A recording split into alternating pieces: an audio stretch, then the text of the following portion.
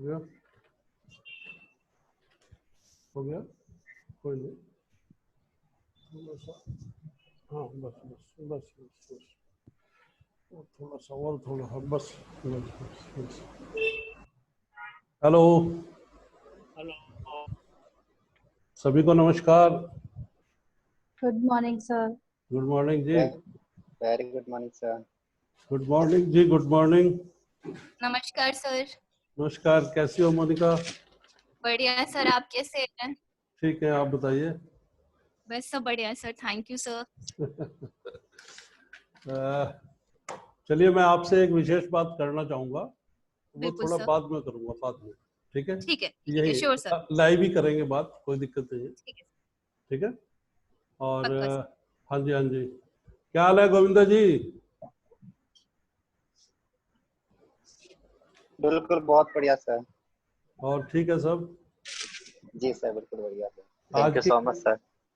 हाँ जी।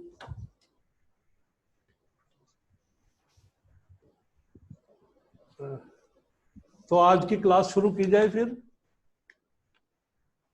जी सर। सभी तैयार हैं?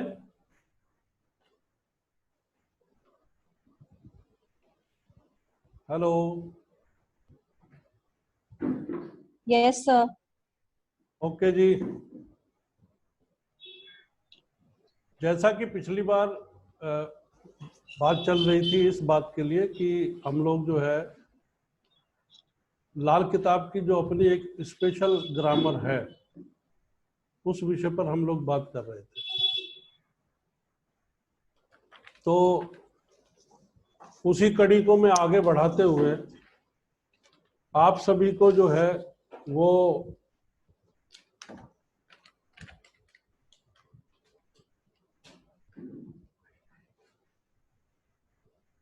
विशेष जो है बातें आपको बताने जा रहा हूं।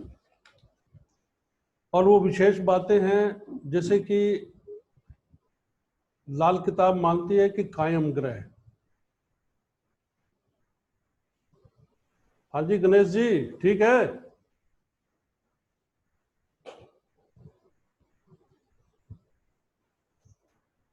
लाल किताब मानती है कायम ग्रह। और जो कायम ग्रह है वो क्या चीज है, वो किस तरीके का होता है और क्या क्या वो परिणाम देता है, इसके बारे में मैं आपसे बात करूंगा। जो ग्रह अपनी उच्च राशि या पक्के घर का होता है। अब वो जो पक्के घर उच्च राशि वाला तो आप सभी को प्राचीन ज्योतिष में जो हमारी है वो सभी को पता है कि कौन सा ग्रह किस राशि में उच्च होता है और किस राशि में नीच होता है। लेकिन लाल किताब का जो अपना एक गणित है वो ये है कि पक्का घर किसी भी ग्रह का पक्का घर। और अगर वो जैसे मैं आपको बताया कि जो ग्रह अपनी उच्च राशि या पक्के घर का हो और उस पर किसी भी पापी ग्रह की, किसी भी दुश्मन ग्रह की या पापी ग्रह की दृष्टि ना पड़ रही हो, ऐसे ग्रह को लाल किताब कायम ग्रह मानती है। अब दूसरा आता है ग्रह का घर। ग्रह का घर की हम जब बात करते हैं तो ग्रह की अपनी निश्चित राशि जहां से वह अपनी दोस्ती, दुश्मनी और बराबरी का हक निभा सकता है वो ग्रह का घर कहलाता है।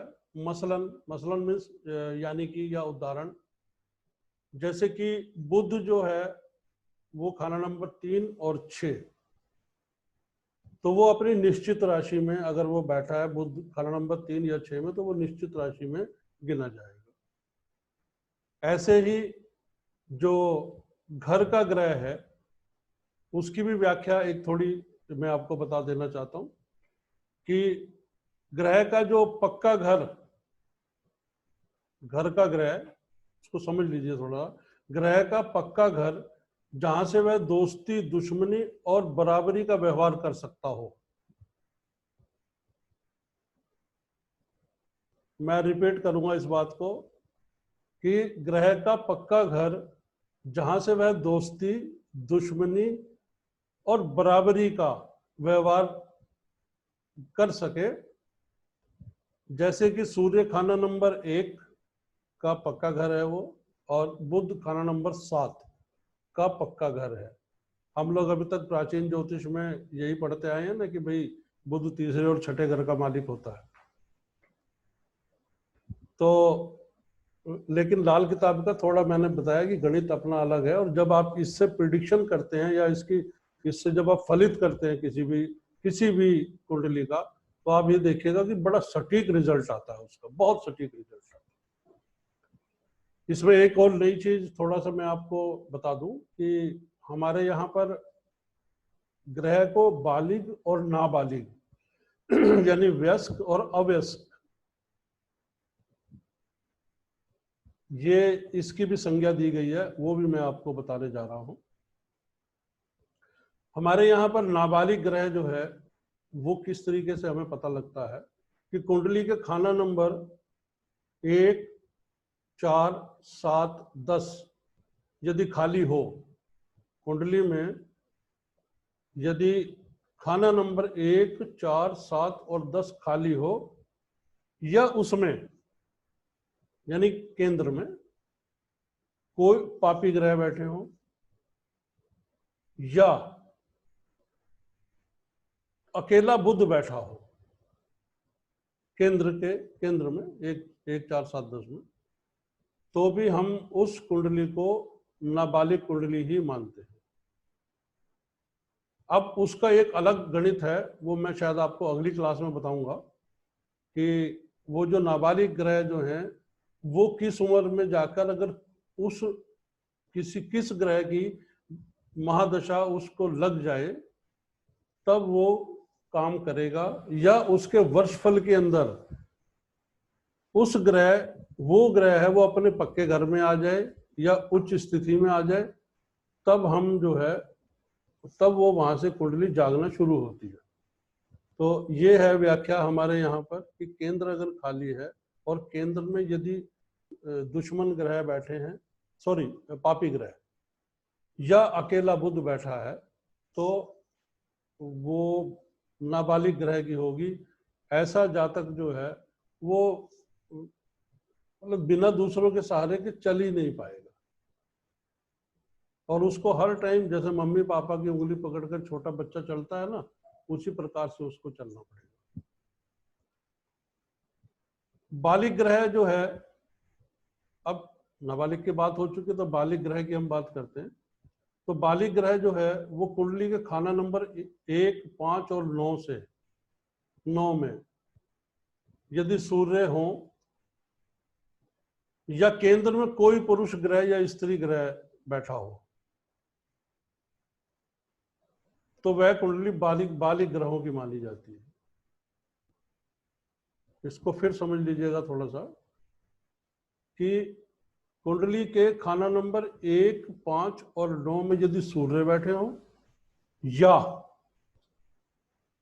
केंद्र में कोई भी पुरुष ग्रह या स्त्री ग्रह बैठा हो, तो वह कुंडली बालिग ग्रहों की मानी जाती है। इसके अतिरिक्त हमारे यहाँ पर जो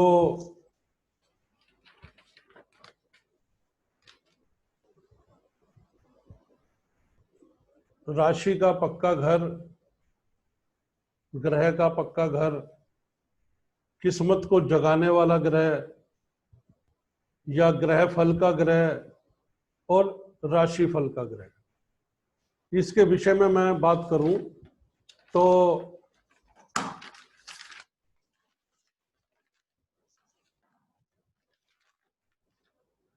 सबसे पहले मैं आपको बताना चाहूंगा कि जन्मदिन का ग्रह, लाल किताब जो है वो जो जन्मदिन का ग्रह की बात करती है, तो वो किस लिए करती है। दरअसल जो जन्मदिन का ग्रह है, यानी कि जो जातक मान लीजिए सोमवार, मंगलवार, बृहस्पतिवार या शुक्रवार या रविवार, जिस भी दिन हुआ है, वो उस जातक का किस्मत को जगाने वाला ग्रह होगा उस दिन का जो मालिक है। जैसे कि अगर संडे है तो सूर्य, ट्यूसडे है यदि मंगलवार है तो मंगल, और बृहस्पतिवार का अगर जैसे सोमवार का बृहस्पतिवार है तो उसका गुरु। तो इस ग्रह को लाल किताब मानती है कि यह आपकी किस्मत को का जगाने वाला ग्रह होता है। और हमारे जितने भी उपाय होते हैं लाल किताब के, खास तौर पर वो जब भी हम किसी जातक से शुरू करवाते हैं तो उसके जन्मदिन वाले दिन से शुरू करवाते हैं। यानी कोई व्यक्ति मंगलवार को पैदा हुआ है तो हमारा किसी भी ग्रह का उपाय है, चाहे उसके शत्रु के ही ग्रह का उपाय है, तो हम करवाएंगे मंगलवार से। किसी को अगर हमने कोई रिंग पहनानी है तो भी हम मंगलवार को ही पहनाएंगे, यानी जिस दिन वो जातक पैदा होता है। इसी प्रकार से दूसरा ग्रह होता है जन्म वक्त का ग्रह।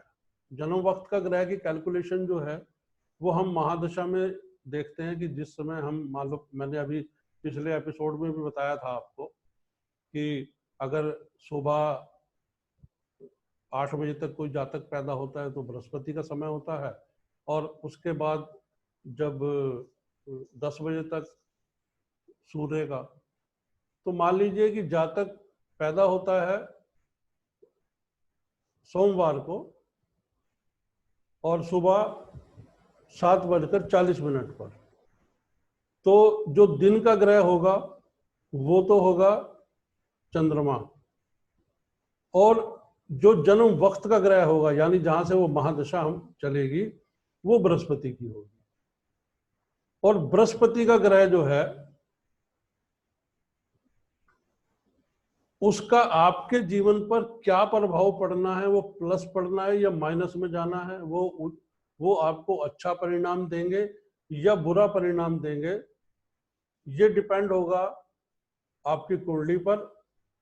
और दूसरी बात यह है कि इस ग्रह का, यानी जो जन्म वक्त का ग्रह है, उसका आप कोई उपाय नहीं कर सकते। उसका जो भी परिणाम है वो अटल रहेगा, वो अटल रहेगा। अब यहां पर थोड़ा सा और एक चीज समझा देता हूं आपको कि जो जन्मदिन का ग्रह है वो राशिफल का ग्रह है, जिसका कि हम उपाय कर सकते हैं। और जो जन्म वक्त का ग्रह है वो ग्रह फल का ग्रह है, उसका हम कोई उपाय नहीं कर सकते। इसके अतिरिक्त हमारे यहाँ पर अंधे ग्रहों की कुंडली भी मानी जाती है। अब वो अंधे ग्रह कैसे होते हैं कि 10वें घर के अंदर यदि 2 लड़ने वाले ग्रह आपस में बैठे हैं या 2 से अधिक ग्रह जो आपस में लड़ने वाले ग्रह हैं, जिनको ये मान लिया गया है कि जैसे सूर्य और राहु, सूर्य शनि, मंगल राहु, बुध केतु, गुरु बुध, गुरु शुक्र, ये आपस में लड़ने वाले ग्रह हैं। तो ऐसे ग्रहों, जब ऐसे ग्रह कुंडली के खाना नंबर 10 में बैठ जाते हैं, जो हमारा कर्म क्षेत्र कहलाता है, तो लाल किताब मानती है कि वो जो है अंधे ग्रहों की कुंडली है। इसके अलावा एक और होता है कि नौराते ग्रह, यानी जिनको दिन में दिखाई देता है, रात को दिखाई नहीं देता है। वो है कि सूर्य कुंडली के खाना नंबर 4 या 10 में हो और शनि खाना नंबर 7 में हो। तो ऐसा जातक जो है, जिसे कहते हैं ना रतौंधी आना, मतलब जो व्यक्ति दिन में देख सकता है रात को नहीं देख सकता, तो इस प्रकार का वो जातक व्यवहार करता है। शाम ढलने के बाद उसको कुछ नहीं सूझता, कोई काम नहीं सूझता, किसी तरीके का वो काम नहीं कर पाता, रात्रि के काम मतलब वो नहीं कर पाता। तो ये नवरात्रि की कुंडली है। अब हम आते हैं इस बात पर कि ये तो आप सभी जानते ही हैं कि जो राशियां हैं वो फिक्स हैं, उनके मालिक भी फिक्स हैं, यानी ग्रह जो हैं। मैं फिर एक बार थोड़ा सा दोबारा से आपको सूचना दे देना चाहता हूँ इस चीज के लिए कि जब जैसे राशि है हमारी, 1 नंबर राशि है मेष राशि है, 2 नंबर वृषभ है, 3 मिथुन है, 4 कर्क है, 5 सिंह है, 6 कन्या, 7 तुला, 8 वृश्चिक, ठीक है जी।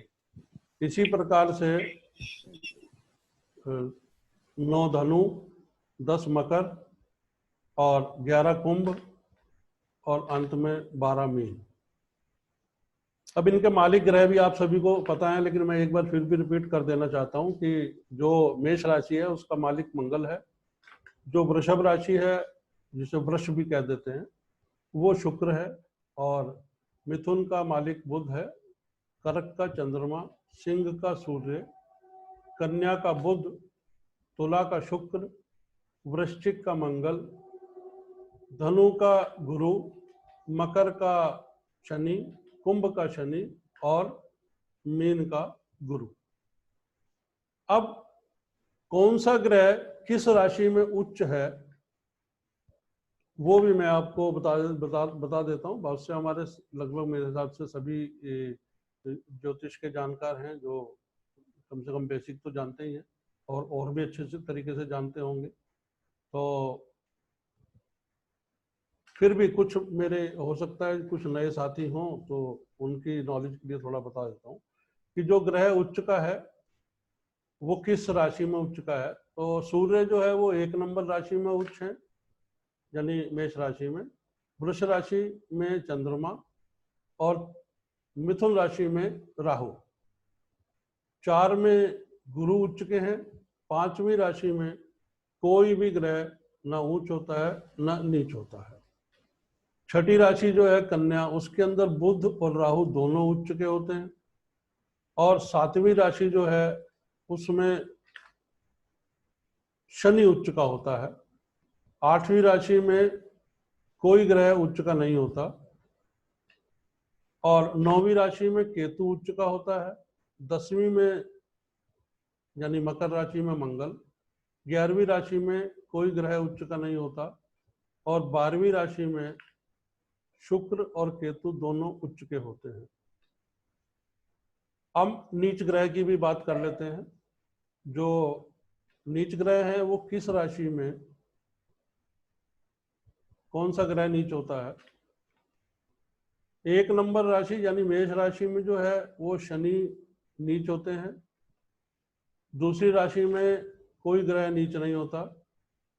तीसरी राशि में केतु नीच होते हैं। कर्क राशि यानी चौथी राशि के अंदर मंगल नीच होते हैं। 5वीं राशि में जिस प्रकार से कोई उच्च नहीं होता उसी प्रकार से कोई ग्रह नीच भी नहीं होता है। 6ठी राशि में शुक्र और केतु दोनों नीच होते हैं। 7वीं यानी तुला राशि में सूर्य नीच माने जाते हैं, और वृश्चिक राशि में यानी 8 नंबर की राशि में चंद्रमा, 9 नंबर की राशि जो है धनु, उसमें राहु नीच के माने जाते हैं, और मकर राशि में गुरु नीच के माने जाते हैं। 11वीं राशि जो कुंभ राशि है, इसमें जिस प्रकार से कोई ग्रह उच्च नहीं होता उसी प्रकार से इस राशि में कोई ग्रह नीच भी नहीं होता है। और जो 12वीं राशि है यानी मीन राशि, उसमें बुध और राहु दोनों नीच माने जाते हैं। अब लाल किताब वाले जो गणित है मैं उसी गणित से आपको समझा रहा हूं। अब बात आती है कि पक्का घर, ये थोड़ी सी आपकी समझ के लिए ज्यादा आसान रहेगा, इसको समझ लीजिएगा। और वैसे भी मैंने ये जो चार्ट है ये मैं आपको ग्रुप में डाल दूंगा, और आप उसका चाहे प्रिंट आउट ले लें या जैसा भी आप करना चाहें उसको अपनी सुविधा के लिए रख सकते हैं।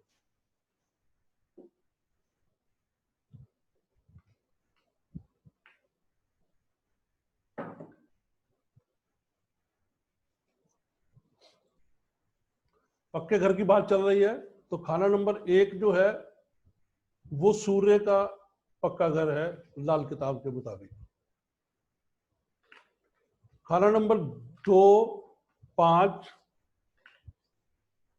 9, 11 और 12, ये सारे घर जो हैं वो बृहस्पति के पक्के घर हैं। मैं इसको रूटीन में आपको बोलूंगा थोड़ा सा कि जैसे पहला घर जो है वो पक्का घर सूर्य का है, दूसरा यानी वृष राशि, सॉरी वृष राशि ना कह के उसे दूसरा घर कहेंगे हम कुंडली का, वो गुरु का पक्का घर है। और जो तीसरा घर है वो मंगल का पक्का घर है। जो चौथा है वो चंद्रमा का पक्का घर है। पांचवा घर जो है वो गुरु का पक्का घर है। छठा घर केतु का पक्का घर है।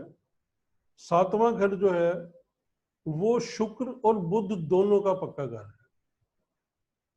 आठवां घर मंगल और शनि का पक्का घर है। नौवां घर गुरु का पक्का घर है।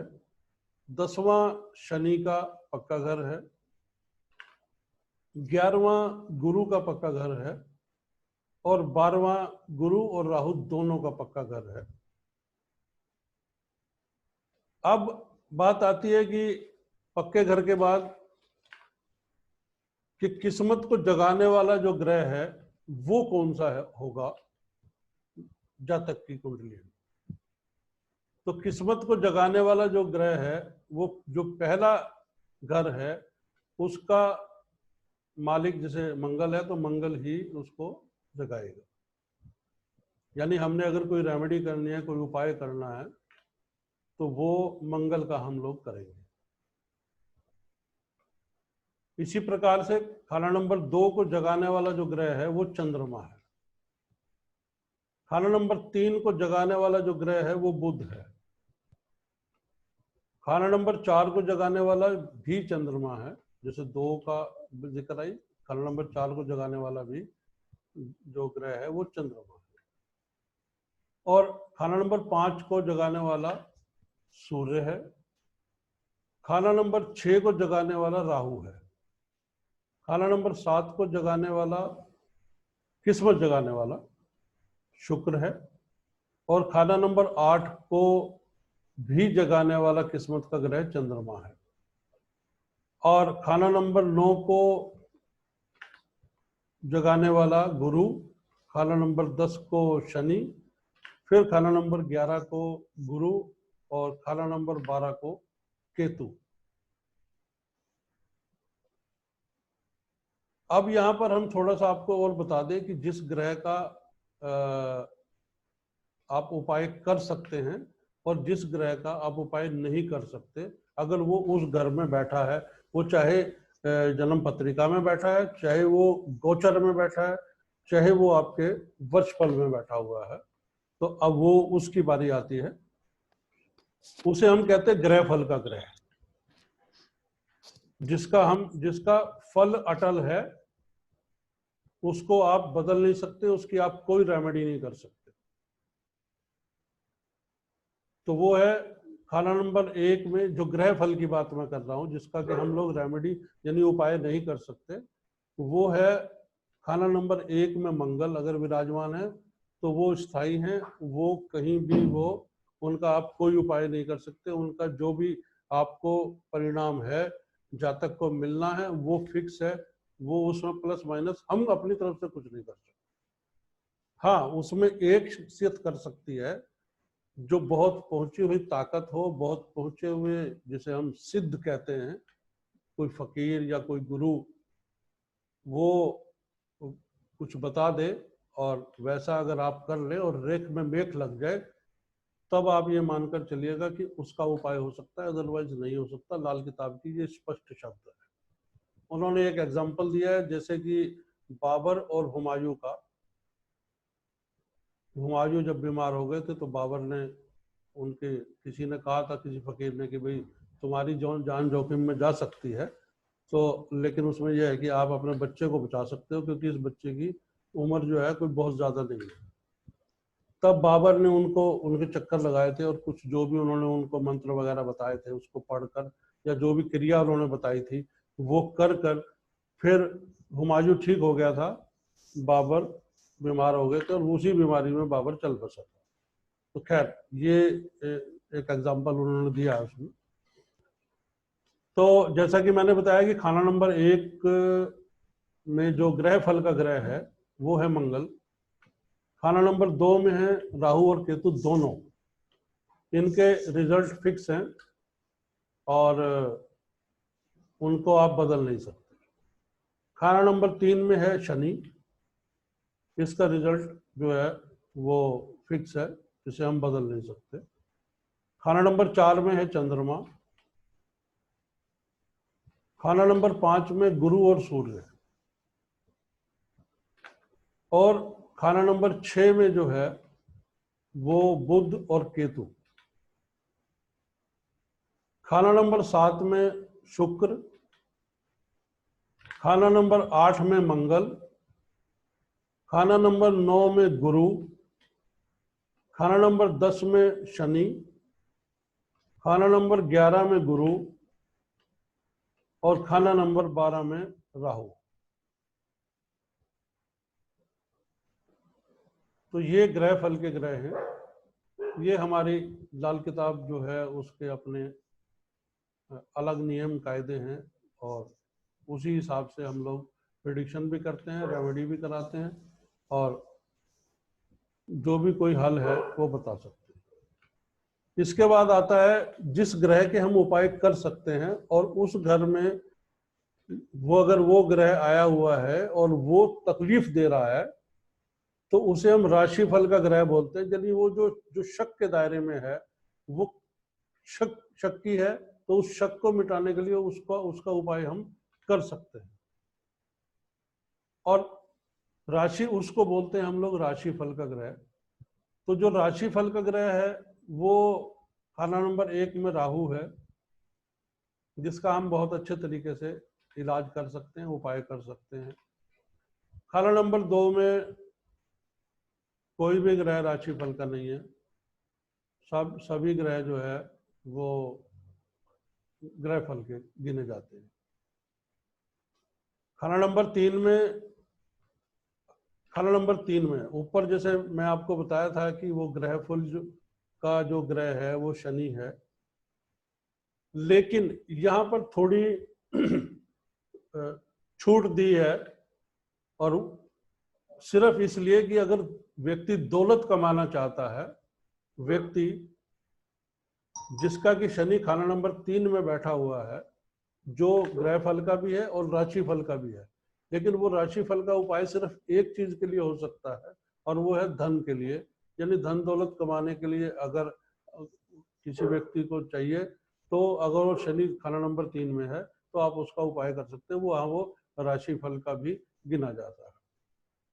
और खाना नंबर 4 में जो है वो राशि फल के जो ग्रह हैं वो हैं मंगल, शुक्र और केतु। ये तीनों ही हैं, मंगल, शुक्र और केतु। और जो 5वां घर है उसमें कोई भी ग्रह राशि फल का नहीं है, सब ग्रह फल के हैं। छठे घर में जो ग्रह फल हैं, ग्रह फल के ग्रह हैं, वो है नर ग्रह, यानी सूर्य, मंगल, बृहस्पति और शनि। यानी वो 3 ग्रह सूर्य, मंगल और बृहस्पति और साथ में शनि, इनका उपाय जो है वो खाना नंबर 6 में किया जा सकता है।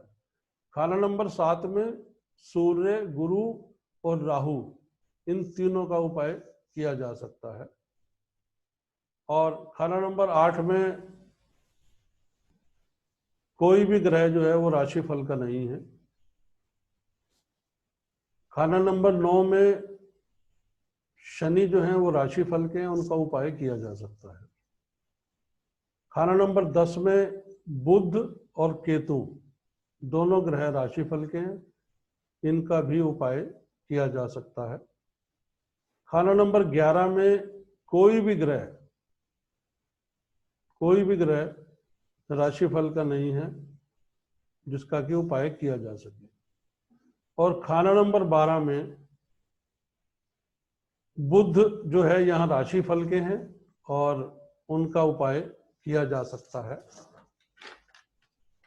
तो ये सूची थी ग्रहों की कि कौन सा किस राशि का मालिक है, कौन सा ग्रह किस राशि में उच्च है या कौन सा ग्रह किस राशि में नीच है, कौन सा लाल किताब के मुताबिक पक्के घर का है और कौन सा ग्रह जो है वो किस्मत को जगाने वाला है, और कौन सा ग्रह ऐसा है जिसका उपाय किया जा सकता है और कौन सा ग्रह ऐसा है जिसका उपाय नहीं किया जा सकता। तो ये वैसे मैं आपको इसका ये जो सूची है ये मैं आपको अभी ग्रुप में डाल दूंगा, तो आप उसमें से भी आप चेक कर सकते हैं। अब एक नई और बात इसमें मैं आपको बताना चाहता हूं कि लाल किताब में जो वर्षफल देखने का तरीका है वो भी उसका भी गणित अलग है, और आप कभी इससे प्रिडिक्शन करके देखिएगा कितने अच्छे रिजल्ट आते हैं वर्षफल के वो। और दूसरी एक और अभी चीज बताना चाहता हूं कि दरअसल वो ना मैं यहाँ बता नहीं पाऊंगा आपको, उसका मैं आपको एक चार्ट जो है वो आपको ग्रुप में भेज दूंगा कि हमारा वर्षफल बनाने का तरीका बड़ा आसान है। लाल किताब का वर्षफल बनाने का तरीका बहुत आसान है, और उतना ही आसान है वर्षफल को देखकर उसको फलित करना। तो लाल किताब में वर्षफल देखने का जो तरीका है वो ये है कि एक साल का जो पीरियड है, एक साल की जो अवधि है, उसको हम 3 हिस्सों में डिवाइड कर देते हैं। यानी हर हिस्सा 4 महीने का हो गया। अब उस 4 महीने में उसका एक अलग चार्ट है, वो मैं आपको अभी बताता हूं। जैसे कि उसमें 4 पोर्शन दिए हैं हमने। एक तो लाइन है पक्के घर की कि जो ग्रह वर्षफल के अनुसार, जैसा कि मैंने आपको अभी पहले बताया कि पक्का घर कौन से ग्रह का कौन सा पक्का घर है। तो अगर वर्षफल में मान लीजिए कि कोई ग्रह वैसे ही कहीं बैठा है, चाहे वो नीच का होकर बैठा है, लेकिन वो घूमकर वर्षफल में यदि पक्के घर का आ जाता है तो वो क्या परिणाम देगा आपको, ये एक चार्ट अलग है। और वो मैं आपको समझा देता हूं कि सबसे पहले हम बृहस्पति को ले लेते हैं कि बृहस्पति खाना नंबर 1 में, बृहस्पति अगर पक्के घर के हैं वर्षफल में, तो सबसे पहले जैसे मैंने अभी 3 हिस्से में डिवाइड करने की बात की, पहले 4 महीने जो है वो केतु जैसा आपकी कुंडली में है वैसा केतु खाना नंबर 5 का रिजल्ट देंगे। अगर 5 मतलब या खाना नंबर 2 में गुरु बैठे हैं तो 2 का देंगे, 5 में है तो 5 का देंगे, 9 में है तो 9 का देंगे केतु, क्योंकि गुरु के पक्के घर हैं। वो गुरु जब वहां आएंगे उन पक्के घरों की बात चल रही है। बाकी जो पहले 4 महीने केतु का रिजल्ट जाएगा, बाद के 4 महीने जो है वो बृहस्पति का रिजल्ट जाएगा, और लास्ट के जो 4 महीने हैं वो सूर्य का रिजल्ट देंगे जब गुरु पक्के घर में बैठे होंगे।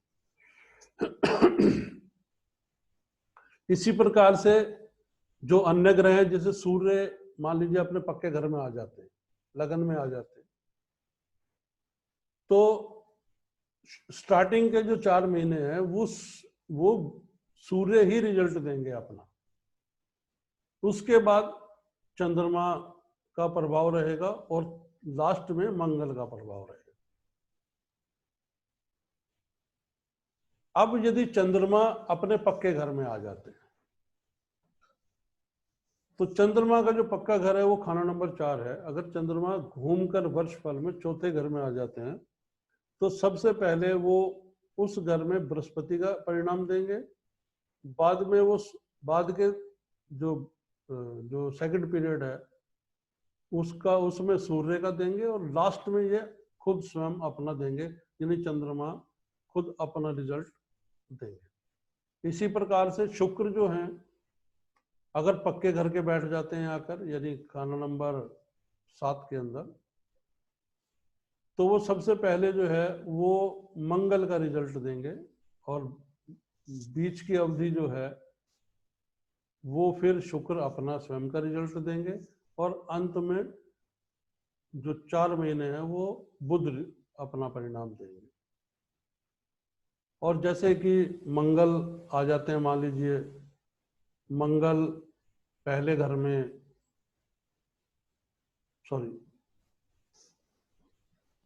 मंगल जो है वो अपने पक्के घर में आ जाते हैं खाना नंबर 3 में या 8 में, तो वो सबसे पहले जो 4 महीने का पीरियड है उसमें वो खुद स्वयं रिजल्ट देंगे मंगल का, और फिर शनि का, और अंत में शुक्र का। इसी प्रकार से बुध का है, अगर बुध अपने पक्के घर में आ जाते हैं खाना नंबर 7 में, तो वो पहले जो 4 महीने का रिजल्ट है वो चंद्रमा का आएगा, उसके बाद फिर मंगल का, और उसके बाद फिर बृहस्पति का। इसी प्रकार से अगर शनि अपने पक्के घर में आ जाते हैं, यानी खाना नंबर 10 में, और खाना नंबर 8 भी शनि का पक्का घर है, तो सबसे पहले वो राहु का रिजल्ट देंगे, उसके बाद बुध का, और उसके बाद शनि का।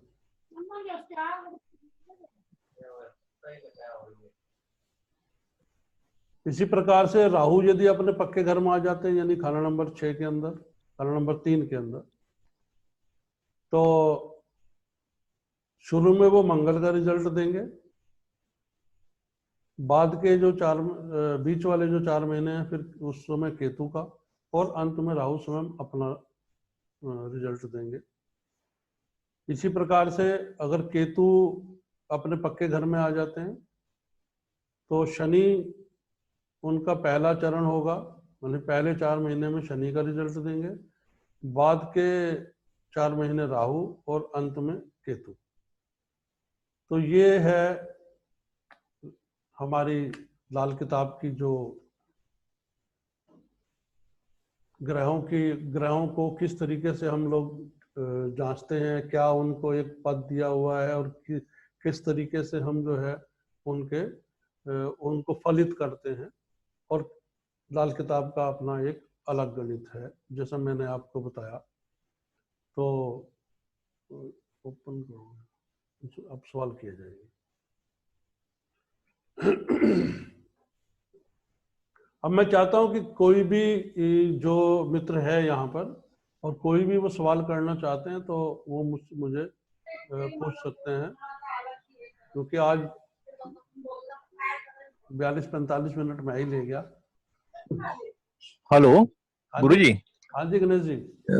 बुध, सूर्य और शुक्र जो है 10वें घर में बैठे हैं, तो उनका फलित कैसे होगा? बुध, सूर्य और शुक्र, हाँ जी, 10वें घर में बैठे हैं। हाँ, एक तो सबसे बड़ी चीज ये है कि देखिए कि यहाँ ये सवाल बहुत अच्छा किया आपने। एक तो ऐसे ये ऐसा जातक जो है, क्योंकि जब सूर्य 10वें घर में हो तो इट मीन्स जातक की जो पैदाइश है वो बिल्कुल दोपहर की होती है। दोपहर की है, करेक्ट। हाँ जी। हाँ हाँ। अब हुआ क्या है कि इस जातक की कुंडली में ये बुध, शुक्र और सूर्य आप बता रहे हैं। हाँ। तो जैसा कि मैंने आपको पीछे जो 2 ग्रहों की जो युति बताई थी कि जब 2 ग्रह आपस में मिलते हैं तो एक तीसरा ग्रह पैदा होता है। अब एक तो सूर्य है ही है, दूसरा भी बुध शुक्र मिलकर भी सूर्य बन गया। अच्छा, ठीक है। तो ये योग कैसा होगा उस जातक के कुंडली में, मतलब कैसे अच्छा होगा उसको?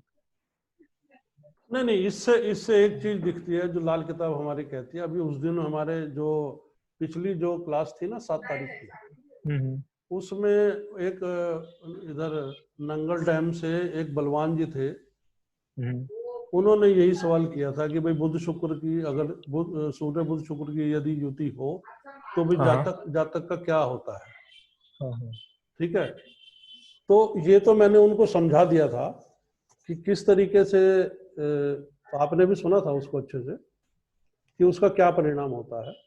लेकिन हमारी लाल किताब ये भी मानती है कि ऐसे जातक की जो जिंदगी है, जो उसका कार्य क्षेत्र है।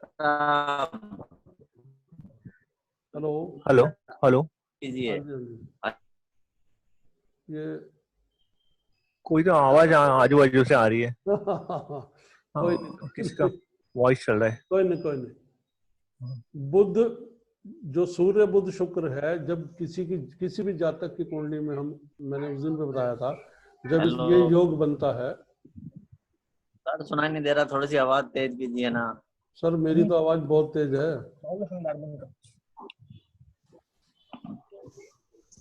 हेलो, हाँ जी हाँ जी आगे आवाज। हाँ जी, हेलो तो आप बहुत तेज बोले थे जी, बाकी आवाज नहीं आ रही बस जैसे आप बता रहे। कोई नहीं लो, आप देखिए अब आ रही है आवाज। हाँ जी, कोशिश करता हूँ जी सुनने की। हाँ जी हाँ जी, नहीं आप आइए आवाज। आ रही है जी, आ रही है। हाँ, तो जैसा कि मैंने पीछे बताया था उसको रिपीट कर देता हूँ। जब भी कुंडली के अंदर सूर्य बुध शुक्र इन तीनों की युति होती है किसी भी घर में हो, तो हम ये मानकर चलते हैं कि ऐसा जातक जो अपने जहां वो पैदा हुआ है, जो उसका पुश्तैनी घर है, जब तक वो उसमें रहेगा तब तक वो जीवन में कामयाब नहीं होगा। अच्छा, ठीक है। हाँ। और ट्रेजेडी ये है कि अगर मेल है और उसको लड़की पैदा हो जाती है, पहला बच्चा, तो उसकी जिंदगी में बहुत बड़ी उथल पुथल हो सकती है। अच्छा, और अगर फीमेल है तो भी उसको लड़का हो जाता है पहला बच्चा, तो उनकी जीवन में बड़ा उथल पुथल हो सकती है। इन सब को रोकने के लिए थोड़ा सा ये है कि एक तो लाल किताब ये मानती है कि काफी पुराने समय से या तो जैसे घरों के अंदर नाड़े वगैरह का बंडल होता है वो रख लेते हैं, या कोई सूत के गोले हों, ठीक है, या ऊन के गोले हों, या और कुछ ऐसी चीज जैसे पटार वगैरह होती थी पहले, पलंग होते थे पटार के, उनके ऊपर वो लपेट कर बान की जगह होता था, या बान रख दिए पुराने जिससे चारपाई वगैरह बुनते हैं। तो ये सारी जो है वो उसके घर में पुराने समय से रखी हुई होगी ऐसे जातक की, उसको विधिवत रूप से उसको खोल के और उसको प्रवाहित कर दें तो उसकी किस्मत खुल सकती है। लेकिन फिर भी अच्छा ये रहेगा कि उसको वो घर छोड़ना पड़ेगा, ये ध्यान रखिएगा। अच्छा, जो उसका पुश्तैनी घर है। ओके। और ये स्थिति खाली उसके साथ ही नहीं होगी, उसके परिवार के और भी बहुत सारे जो बच्चे होंगे या जो उसके रिलेटिव होंगे जो उस एकोमोडेशन में रह रहे थे, जो उनका खानदानी मकान है, यानी चाचा ताऊ वगैरह, ठीक है। तो अगर वो वहीं रह रहे हैं तो फिर वो इतने कामयाब नहीं होंगे। अच्छा, हाँ, इतनी अच्छी सेटल नहीं होगी। ओके। हाँ जी, हाँ जी। क्योंकि मेरी कुंडली में ही वो ये है। कोई नहीं, गणेश जी, तो घबराने की बात नहीं है, उपाय बहुत हैं और बड़े आसान उपाय हैं, बहुत आसान से। अच्छा अच्छा, कोई दिक्कत नहीं है।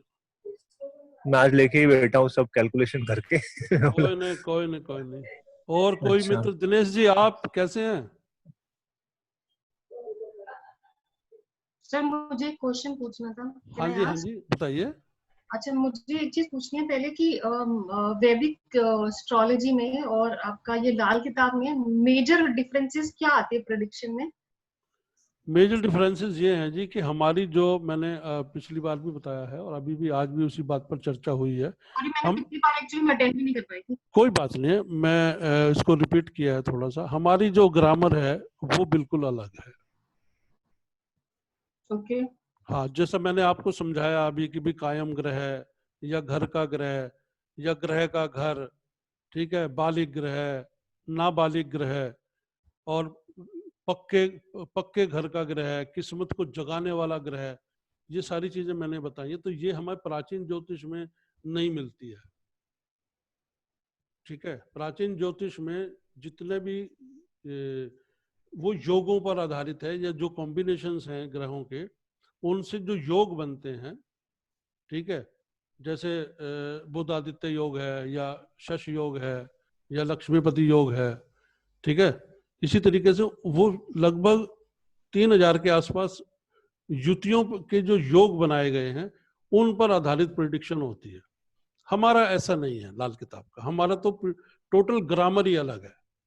जैसे मैं थोड़ा सा और बता दूं आपको कि जैसे कि लाल किताब लिखती है, आपने भी, आप तो प्रैक्टिस में होंगी और हैं भी आई थिंक, तो या इंटरेस्ट है बहुत, तो आप ये देखिएगा किसी भी जातक की कुंडली में जब लगन में एक ग्रह बैठा हो, चाहे वो पापी हो यानी राहु केतु शनि हो, या कोई भी एक ग्रह बैठा हो और 7वें घर में एक से ज्यादा ग्रह बैठे हो, यानी ऊपर 1 या 2, नीचे 2 और उससे अधिक 4, 6, 5, 3 जितने भी बैठे हो, तो ऐसा जातक जो है वो लाल किताब लिखती है कि एक लगन में बहुत से 7वें, समझ रहे हैं मेरी बात को, एक लगन में बहुत से 7वें राजा वजीरी होती हो, यानी ऐसा व्यक्ति जो है वो राजा के वजीर की समान होगा, उसकी हुकूमत होगी और वो खूब प्रभावी होगा। ये नहीं निर्भर करता कि उसमें पापी ग्रह बैठे हैं कि अच्छे ग्रह बैठे हैं कि स्त्री ग्रह बैठे हैं, कोई भी, ठीक है। ऐसे ही लाल किताब एक चीज और लिखती है, जैसे खाना नंबर 4 में अगर कोई भी ग्रह बैठा हुआ है तो वो ग्रह जो है वो या तो रात में जागेगा या वो जागेगा मुसीबत में, यानी जो देवीय शक्ति होगी उसको अगर कोई मुसीबत आ गई है तो वो तुरंत जो है वो जाग जाएगा और उस व्यक्ति को उस मुसीबत से बाहर निकालकर अलग कर देगा। ये इस तरीके का हमारा गणित है लाल किताब का। एक चीज और मुझे पूछनी थी कि जैसे अगर किसी भी कुंडली में कोई योग बनता है तो हम देखते हैं इसको डॉक्टर बनने का योग है या सिंगर बनने का या एक्टर बनने का।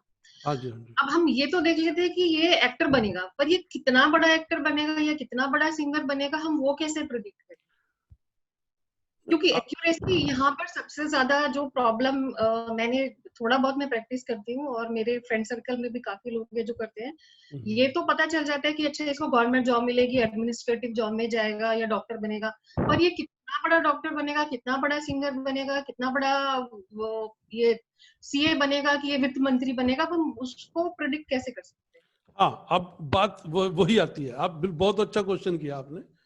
कुंडली के अंदर अभी जो मैंने पक्के घर की बात की ना और किस्मत को जगाने वाले ग्रह की बात की, ठीक है, हम लोग इससे देखते हैं। मान लीजिए कि अभी किसी जातक का जो है वो मंगल जो है वो किस्मत को जगाने वाला ग्रह है, अभी शनि की महादशा चल रही है, मान लीजिए शनि की महादशा चल रही है और इस समय वो एंट्री कर गया अपने किसी भी जो भी प्रोफेशन है उसके अंदर, लेकिन उसका जो क्रीम पीरियड आएगा, वो जब शनि में मंगल की अंतरदशा आएगी, आप समझ रहे हैं, वहां वो पीक पर जाएगा। अगर उसकी दशा सपोज करो एक बच्चे की पढ़ने की उम्र है 18 साल के आसपास, 23 साल के आसपास तक की है, उसको कुछ भी प्रोफेशन बनाना है, कुछ भी करना है, अगर वो दशा उस ड्यूरेशन में नहीं आती है और जाकर के उसकी ड्यूरेशन, वो जो दशा आ रही है वो 40 साल में आ रही है, तब तो वो उसके लिए वो रिजल्ट उसको मिलेगा ही नहीं। नहीं, आप मेरी बात को समझ ही नहीं पाई अभी। किसी भी ग्रह के अंदर बाकी जो 9 ग्रह हैं उसको मिलाकर, इंक्लूडेड वो जो महादशा का ग्रह है, उसके साथ वो बाकी ग्रहों की अंतरदशा आती ही आती है। और अगर मान लीजिए जो किस्मत को जगाने वाला ग्रह है और उसकी महादशा ही लग गई, तो वो तो उतने बरस तक, मान लीजिए उस किसी का शुक्र है तो वो 20 बरस तक पूरा पीक पर रहेगा, पूरा, उसको कोई भी ग्रह उसको हिला नहीं सकता। बट मेजर डिफरेंसेस के लिए क्या देखना चाहिए, महादशा की अंतरदशा? जब भी किसी की लाइफ में कोई मेजर डिफरेंस आती है, क्योंकि अगर सपोज करो कोई ऐसे प्लैनेट, सपोज करो आपकी शनि की दशा चल रही है, वो तो बहुत लंबे ड्यूरेशन के लिए हो गई, ठीक है। तो वो लंबा ड्यूरेशन में तो वो उसको वैसे ही रिजल्ट देगी। अगर उसकी सपोज कोई और उसकी फ्रेंडली प्लैनेट की ग्रह आ गई तो उसको एक सडन गेन मिल सकता है। तो सडन गेन के लिए हम क्या माने कि मतलब वो उसको जो अच्छा रिजल्ट देगी वो महादशा ही देगी, या फिर जो अंतरदशा में जो नहीं उसके नहीं, अंतरदशा भी देगी। जैसा अभी आप ही ने कहा कि अगर उसके कोई फ्रेंड की अंतरदशा आ प्लैनेट, जाती है प्लेनेट की, तो वो अच्छा रिजल्ट देगा। पर वो शॉर्टर पीरियड के लिए होगा ना, क्योंकि जैसे कि अब सपोज करो उसकी अंतरदशा थी किसी चीज की और वो अचीव करने के लिए, कई बार क्या होता है आपके कर्म भी उसमें मैटर करते हैं। अगर आपने उसके लिए कर्म ही नहीं किए तो आपने वो दशा को मिस कर दिया, बिल्कुल। तो आपको उसका रिजल्ट तो मिलेगा नहीं। तो वो तो बहुत शॉर्टर पीरियड के लिए आते हैं, तो हो सकता है कि आपको वो गेन मिले ही ना। तो अगर लेकिन अंतर जो आपकी महादशा चल रही है, वो महादशा आपकी मेन दशा चल रही है, तो अगर उसमें आपको बुरा रिजल्ट मिल रहा था पर वो शॉर्टर पीरियड के लिए अगर वो निकल गया, तो इसको अगर हमने एक्टिवेट करना है कि हमें अच्छे रिजल्ट मिले, तो उसके लिए हम क्या करें? अब बात यह है, आप ठाकुर जी हैं। हम्म, हाँ, हम अगर बीज बोएंगे नहीं तो काटेंगे क्या? हाँ, नहीं मैंने वही बोला कि अगर कर्म ही नहीं किए तो ठीक आपको है। रिजल्ट तो हाँ, मिलेगा नहीं। क्या क्या क्या क्या मिलेगा हमें? फिर तो चाहे हमारे, हाँ ये है कि नेचर, जैसे कहते हैं ना, किसी को कि भी छप्पर फाड़ के दे दिया, किसी की किस्मत में यूं ही ठोकर लगी। अब जैसे कि मैं आपको बता दूं कि ऐसी किस्मत वाले भी ग्रह हैं हमारे यहाँ पर। लाल किताब लिखती है कि चंद्रमा अगर लगन में हो किसी भी जातक का, किसी भी जातक का, तो कुछ लोग उसके पास अपनी अमानत यूं ही छोड़ के चले जाते हैं और कभी जिंदगी में वापस लेने ही नहीं आते। तो वो उस टाइम वो खोल के देखते हैं बाद में कि 10 साल 15 साल हो गए भाई, पता नहीं क्या छोड़कर गए थे, कौन था, कहाँ गया, क्या हुआ, और उसमें देखते हैं कि उसमें ज्वेलरी या पैसा खूब सारा रखा हुआ है, तो वो उनके यूज हो जाता है। तो मतलब ऐसे भी छप्पर फट जाते हैं। लेकिन वो चंद्रमा अगर लगन में है तो, हमारी लाल किताब के हिसाब से, तो बात यह है कि जब तक हम बीज बोएंगे नहीं तब तक हम काटेंगे क्या? अच्छा, सॉरी एक और क्वेश्चन कोई है नहीं, मेरा। कोई नहीं, कोई नहीं, सॉरी क्यों, बैठे इसीलिए हैं सब। अच्छा, मुझे एक और चीज पूछना था कि अगर सपोज करो मैं एक एस्ट्रोलॉजर बनना चाहती हूँ, ठीक है, हाँ मैं जी। सोच रही हूँ एस्ट्रोलॉजी का ज्ञान भी है, मैं पढ़ भी रही हूँ। अब पर मैं कितनी बड़ी एस्ट्रोलॉजर बनूंगी, तो मैं उसके लिए मेरी कुंडली के अंदर कौन कौन से योग होने चाहिए? नहीं ऐसे नहीं, थोड़ा इस पर ना हम ऐसे नहीं डिस्कस कर सकते। इसमें सब इतना कह सकते हैं कि जब तक गुरु की दृष्टि गुरु की दृष्टि बुध पर नहीं पड़ेगी या बुध की दृष्टि गुरु पर नहीं पड़ेगी, तब तक आप ना तो सिक्स सेंस के, ना आपको मिलेगी सिक्स सेंस मिलेगी, ना ही आप गुप्त ज्ञान के अधिकारी होंगे। ओके। हाँ, ये थोड़ा सा ऐसा योग है कि गुरु और बुध का आपस में बैठे हैं, तो कोई जरूरी नहीं कि आप जो है गुण विद्याओं के जानकार हो जाएं। हम्म, ठीक है, लेकिन दृष्टि के उसूल से अगर वो मिल रहे हैं, ठीक है। बस वो तब आपको वो एक अच्छा ज्योतिषी बना सकते हैं। और इसके अलावा और गणित बहुत है। मान लो अगर शनि सूर्य को देखता है, मान लीजिए शनि सूर्य को देखता है, चाहे वो तीसरी दृष्टि से देखे, चाहे सातवीं से, चाहे 10वीं से, तो भी व्यक्ति को बहुत अच्छा गणितज्ञ बना देता है और बहुत अच्छा ज्योतिषी बना देता है। ध्यान रखिएगा इस बात। ठीक है सर, हाँ ठीक है जी, ये। तो जी एक क्वेश्चन मैं पूछूं? हाँ जी, हाँ जी, नमस्कार जी। नमस्कार साहब। कैसे हैं सहगल ये साहब? बस जी, मैं आप अच्छा, ये जो आप दशा कह रहे हैं कौन सी विषोत्तरी है, कौन सी दशा का आप उल्लेख कर रहे हैं? विषमोत्री की, विषमोत्री की। विषोत्तरी दशा बहुत है ना, राशि हाँ जी, दशा हाँ भी जी, है, वो योगनी है। भी है, हाँ जी, हाँ जी, विषोत्तरी योगनी। का। अगर हम ज्योतिष में बात करते हैं सर, तो हाँ वो जी, हम 100% जो है, जब भी ऐसी कोई चर्चा होती है तो वो विषोत्तरी विषोत्री का है। महादशा की ही होती है। हाँ जी, हाँ जी। हम्म। लेकिन नॉर्मल प्रिंसिपल है कि जब दशानाथ और अंतर्दशानाथ सहधर्मी हो तो उसका रिजल्ट अच्छा आता है, और विरुद्ध धर्मी हो तो उसको ब्लॉक करता है।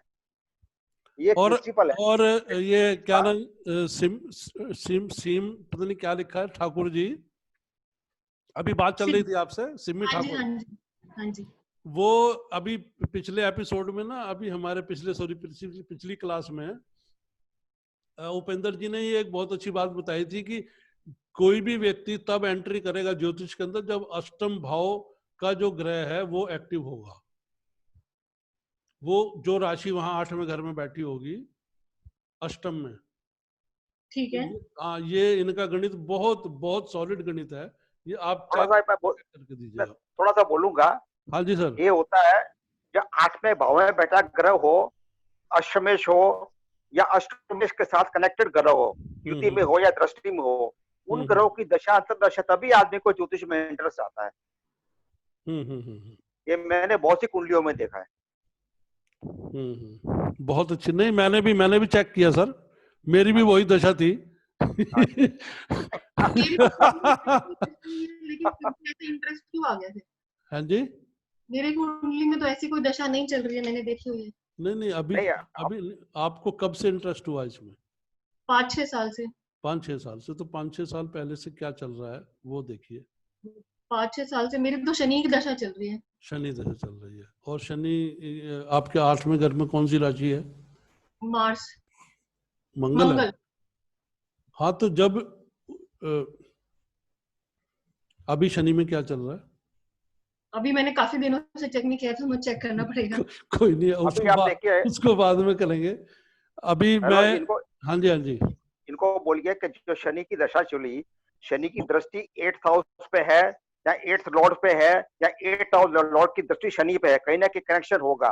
अगर वो नहीं है तो शनि या तो 8th लॉर्ड के नक्षत्र में होगा या 8th लॉर्ड शनि के नक्षत्र में होगा। कनेक्शन जरूर 100% निकलेगा। थोड़ा सा वाइड एंगल से देखना पड़ेगा। ठीक है सर, मैं चेक करूंगी क्योंकि अब इसको तो कोई नहीं सिमी ठाकुर जी, कोई नहीं। अच्छा, 100% निकलेगा आपको, देखिए 100%। नहीं, डेफिनेटली सर, मैं नेक्स्ट वीक की क्लास तक चेक करके आऊंगी। कोई नहीं। तो अभी और कोई है मित्र जो कुछ पूछना चाहते हैं? सर, मेरा सवाल ये है कि जो वैदिक ज्योतिष है, ये गोविंदा जी है। जी सर जी। हाँ जी। हेलो।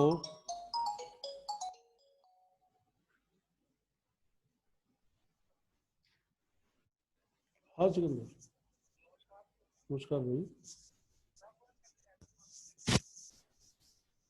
मैं तो अभी टाइम लगेगा मेरे को तो।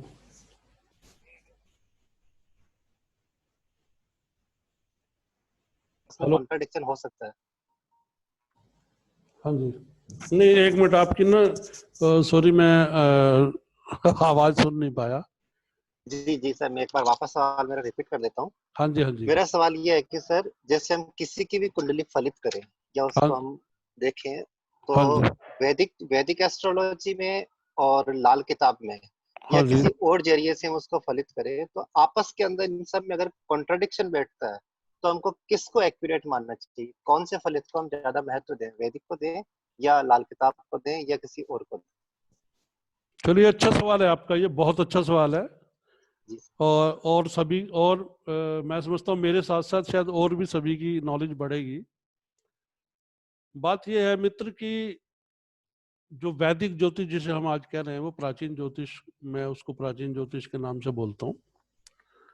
वो ही सभी जितनी भी पद्धतियां निकली हैं उन सब की जननी है वो। ठीक है? हेलो। जी सर जी, बिल्कुल समझ। हाँ, समझ रहे हैं ना? वो ही जननी है वो, चाहे फिर वो भृगु से की जाए, पराशर जी से की जाए, काली किताब से की जाए, हनुमान ज्योतिष से की जाए, ठीक है, चाहे लाल किताब से की जाए। आप समझ रहे हैं? बिल्कुल सर। तो इसमें कोई ऐसा नहीं है। दूसरी बात डिपेंड ये करती है कि हमारी इसमें नॉलेज कितनी है, हम कितना डीप जा चुके हैं इसके अंदर। जी सर। और कितना हमने इसको आत्मीयता से इस जो विषय है इसको हमने चुना है, और कितनी आत्मीयता से हम उसके अंदर हम प्रविष्ट हुए हैं, और कितनी आत्मीयता के साथ हम उसको निभा रहे हैं। हमारा टारगेट सिर्फ पैसा कमाना है या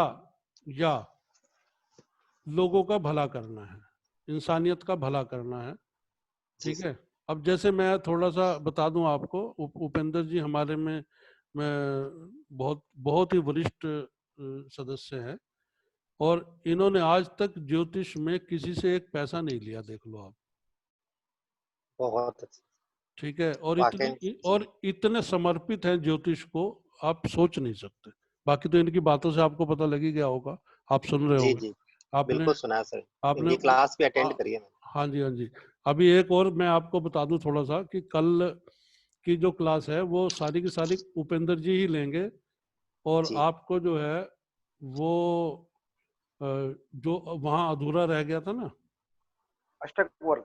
हाँ अष्टक जी वर्ग सर, अधूरा रह अष्टक गया वर्ग था था, जी सर। उसको पूरा डिटेल में समझाएंगे। मैंने ग्रुप में डाल दिया है वो चार्ट। इसके अलावा एक चीज और ये बड़ी गहराई से समझाएंगे कि किस तरीके से अष्टक वर्ग जो चार्ट है उससे हम वास्तु किस तरीके से देख सकते हैं, और बड़ी सटीक मतलब जो प्राचीन ज्योतिष है, जिसे वैदिक ज्योतिष कहते हैं, उसको जी जो है उपेंद्र जी अच्छे से समझाएंगे आपको। और पूरा समय मिलेगा उपेंद्र जी आपको, पूरा कल की क्लास आप ही के नाम रहेगी, बस ये ध्यान रखिएगा। हाँ, अब ठीक इसका है। थोड़ा मैं आपको थोड़ा सा मैं हेलो। हाँ जी, जी हाँ सर। जी। सर आपकी ये म्यूट हो गया सर, इनका माइक, उपेंद्र जी का। हाँ जी, अब आया, आवाज आ हाँ रही जी, है? आगे जी आगे जी, अब आ आ रही है गई सर। आ गई। तो ये जो विद्या है, प्राचीन विद्या है और सबसे मुश्किल है, सबसे मुश्किल है ये वैदिक ज्योतिष, क्योंकि इसमें एक मैटर के लिए कम से कम आपको 4 एंगल से देखना पड़ता है। फॉर एग्जाम्पल, किसी ग्रह की दशा चल रही है, ठीक है, तो ग्रह कुंडली में कौन से भाव में बैठा है, ठीक है, उसका डिस्पोजिटर जिस राशि में बैठा उसका डिस्पोजिटर क्या पूछना, वो बहुत इंपॉर्टेंट है। मान लो किसी वृषभ राशि में ग्रह बैठा है दशा में और शुक्र नीच का हो गया, उसका डिस्पोजिटर, तो उसके फल में फर्क पड़ जाएगा। अगर शुक्र एक्साल्टेड हो गया तो रिजल्ट चेंज हो जाएगा, उसका अच्छा रिजल्ट हो जाएगा। इसके अलावा भी वो ग्रह पे कौन से ग्रहों की दृष्टि ये पड़ रही है, ठीक है। तीसरा हम देखते हैं कि जिस टाइम आप देख रहे हो दशानाथ, अंतरदशा और पंचदशानाथ कहाँ ट्रांजिट कर रहे हैं, कौन सी राशि में, और अष्टक वर्ग में इसको देखते हैं, देखा जाता है, उसको कहते हैं कक्षा। राशि में कक्षा होती है, ये मैं कभी फिर समझाऊंगा कक्षा क्या होती है, ये अष्टक वर्ग में आती है, तो उससे बहुत सटीक बता सकते हो। जैसे मान लो शनि की दशा चल रही है, शनि एक राशि में 2.5 साल रहता है, और 2.5 साल में कौन से टाइम में रिजल्ट देगा, 2.5 साल में एक समान रिजल्ट देगा नहीं, कभी देगा, कभी अच्छा देगा, कभी नहीं देगा, तो वो कैसे देखे। उसके लिए अष्टक वर्ग में ये सिस्टम बनाया गया कक्षा का, ठीक है। वो अष्टक वर्ग में कभी क्लास लूंगा तो बताऊं कक्षा क्या होती है और उसको कैसे दशा के ऊपर लगाया जाता है। तो वैदिक ज्योतिष के अंदर क्या है कि अगर एक ग्रह की एक ही चीज हम प्रिडिक्शन करेंगे तो रॉन्ग जाने के चांसेस है। इसको नंबर ऑफ थिंग्स हमको देखना पड़ता है, दशा, अंतर दशा, उस पर कौन सी ग्रह की दृष्टि है, उसका डिस्पोजिटर कहाँ है, और अगर और डिटेल में जाना चाहते हैं तो वर्क कुंडलियों को देखनी पड़ती है। आपको एग्जाम्पल दूं, फॉर एग्जाम्पल एक आदमी को चल रही है दशा गुरु की, और D1 के अंदर गुरु नीच राशि में है, मकर राशि में है, तो हम बोलेंगे यार ये तो गुरु वीक का, ये अच्छा फल नहीं देगा, इसको दशा में अच्छी नहीं जाएगी। अगर हम उसके D10 चार्ट में जाए, दशमाश कुंडली जिसको कहते हैं, वहां गुरु एक्साल्टेड हो गया और केंद्र त्रिकोण में बैठा है, तो आप उसको गारंटी से बोलो कि दशा में तेरा काम अच्छा होगा, बिजनेस अच्छा होगा। अब उसी गुरु को हम D9 में देखें, नवमाश कुंडली में, वो 6th हाउस में है, तो काम तो अच्छा होगा लेकिन घरवाली से खटपट हो जाएगी, उसकी घरवाली से नोकझोंक होगी, ठीक है। अगर हम उसको D7 में देखें, सप्तमांश कुंडली में, और वहां वो बिगड़ा हुआ है, तो वो अपने उसके जो बेटे, उनकी जो औलाद है, उससे खटपट हो जाएगी।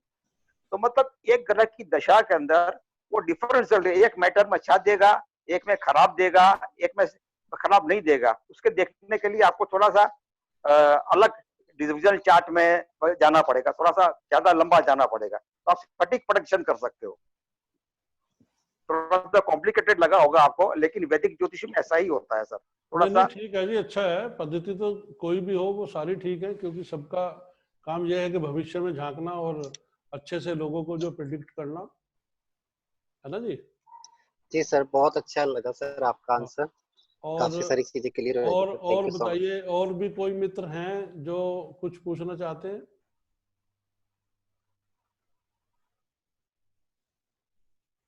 हेलो।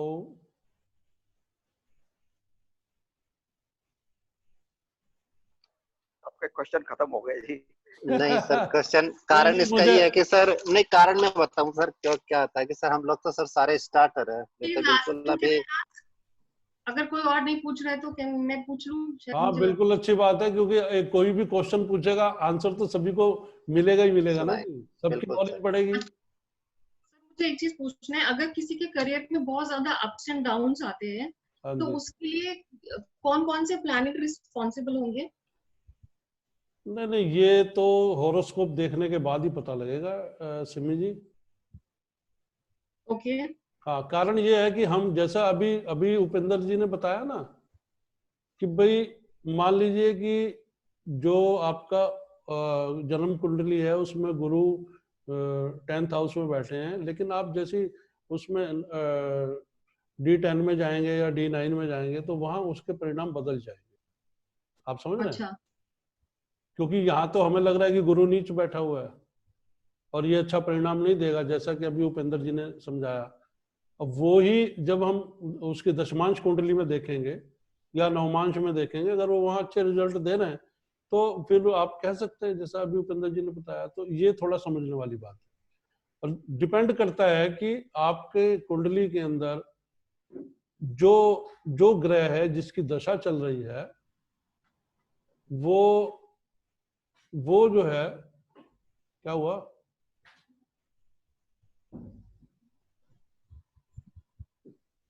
वो उस हाउस में, यानी जो अगर आप कर्म क्षेत्र देख रहे हैं तो कर्म क्षेत्र में वो D10 देखेंगे, आप उनके भाग्य के लिए देख रहे हैं तो उनका D9 देखेंगे। ठीक है, तो ऐसे ही हम सभी के लिए अलग अलग उस ग्रह की प्रेडिक्शन देखेंगे। समझ रहे हैं गुरु जी? हाँ जी, हाँ जी गणेश जी। हाँ जी, अगर सेकेंड हाउस में शनि और गुरु साथ में बैठे हैं, हाँ जी, सेकेंड हाउस में, हाँ जी। तो उसका परिणाम कैसे होता है? नहीं, खाली अगर आप इन दो ग्रहों का रिजल्ट पूछना चाह रहे हैं तो वो मैंने आपको बताया कि ये ऐसा व्यक्ति जो है, क्योंकि ये दूसरा घर गुरु का है, हाँ, ठीक है, और धीरे धीरे शुक्र का है ना सर, दूसरा ग्रह वृषभ राशि का होता है ना, नहीं, शुक्र। वो आपकी आप अपने हिसाब से देख रहे हैं, मैं लाल किताब से मैंने अभी बताया आपको जो चार्ट अच्छा अच्छा। बताया था कि दूसरा, पांचवा, नौवां, 11वां और 12वां घर जो है वो बृहस्पति का घर है, गुरु का है, बराबर। ठीक है। तो दूसरे घर में गुरु जो है, इसके लिए मैं थोड़ा सा आपसे गणेश जी कहूंगा कि मेरा YouTube चैनल है, ठीक है, अगर किसी भी प्रकार की ऐसी कोई दिक्कत आती है तो मेरे YouTube चैनल डॉक्टर गुलशन कथोरिया के नाम से है, आप उसमें जाएं और उसको या तो सब्सक्राइब कर लें तो अच्छी बात है, और फिर दूसरी बात, आप जिस भी ग्रह का जो भी रिजल्ट देखना चाहते हैं, ठीक है, वो आपको बड़ी आसानी से वहां मिल जाएगा आपको। ओके ओके, जर सब्सक्राइब किया सर, देखा मैंने वीडियो 2-3 हाँ आपके। हाँ, तो कैसे लगे आपको? बहुत अच्छे बहुत अच्छे। एक आपने वो भी वीडियो बनाया था यमुना जी का, हाँ हाँ, ये झरना अभी नीचे आ रहा है, वो अभी लेटेस्ट। वो मुझे लग रहा मैं वहां पे ही खड़ा हूँ। हाँ, कल जो है, कल की है वो, कल। हाँ, वो भी देखी, वो भी देखी। Thank you, thank you. Okay okay. एक मैं इंसिडेंट बताना चाहूंगा, जैसे अभी क्वेश्चन किया था अपना मैडम ने कि दशा खराब जाएगी या सही जाएगी। एक्चुअली क्या, वैदिक ज्योतिष में इतने सारे फैक्टर हैं कि उसको जब तक पूरा नहीं देखोगे आप बता नहीं सकते। आपको एग्जांपल देता हूँ, आज से 6-7 साल पहले एक सज्जन आए थे मेरे पास, उसके 8th हाउस में राहु था, 8th हाउस में राहु था, दशा राहु की स्टार्ट हो गई थी। तो सूरत के बड़े एक्सपेंसिव ज्योतिष है, उसके पास वो गया, तो उसने बोला कि भाई तो राहु 8वें स्थान में है, तो तेरा तो ये पितृ दोष हो गया, तो तेरा नौकरी भी चली जाएगी, तेरा डाइवोर्स भी हो जाएगा और ये भी हो जाएगा। तो बोले उपाय क्या करें? तो उन्होंने बताया कि भाई चांदी का एक नाग और नागिन की जोड़ी बनाओ और पूजा करो। उनको कुछ 30-35 हजार रुपए का एस्टिमेट दे दिया। तो रात को मेरे पास आया, बाप बेटे कभी ऐसा ऐसा हो गया, क्या करें? तो मैंने देखा, मैंने बोला उसको, बोला कि ये जो दशा 8वें पर राहु बैठा है, ये तेरी लाइफ का गोल्डन पीरियड है, गोल्डन पीरियड है, तू घबरा मत, तू इसमें बहुत प्रोग्रेस करेगा। तो सूरत में बैंक में ऑफिसर था, तो उसकी ट्रांसफर हो गई बेंगलोर, और वो 3-4 साल के अंदर ये जो अपने एक्सिस बैंक है उसका डायरेक्टर बन गया राहु की दशा में।